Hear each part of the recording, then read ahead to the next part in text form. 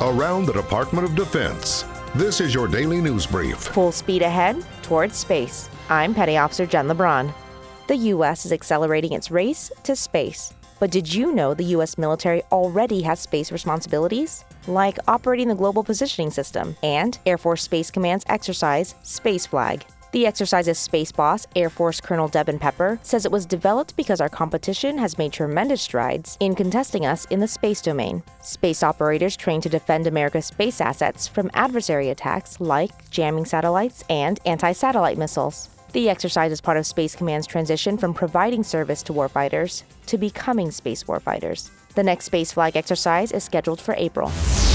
The Navy is gearing up for the large-scale battles of tomorrow. What Top Gun did for the naval aviation community 5 decades ago, the Naval Surface and Mine Warfighting Development Center is going to do for the Navy Surface Force, those ships that move on the surface of the ocean.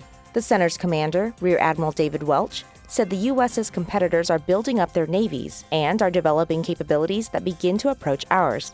In a push to standardize training for Pacific and Atlantic-based warships, the Navy completed its first Surface Warfare Advanced Tactical Training in November 2018. The course provides a critical path for warfare and strike group commanders to develop the combat capability needed to compete in an era of great power competition. 16 million American men and women served in the armed forces during World War II. U.S. leaders realized these 16 million Americans would be unemployed when the war finally ended, and that could cause another depression. So Congress passed the Servicemen's Readjustment Act of 1944. It was dubbed the GI Bill of Rights because it offered aid to help veterans buy homes, get jobs, and pursue an education. The GI Bill has helped more than 10 million veterans from World War I, Korean, and Vietnam Wars. Today, there are a few versions of the GI Bill to choose from: the Montgomery GI Bill, the Post-9/11 GI Bill, and the Forever GI Bill.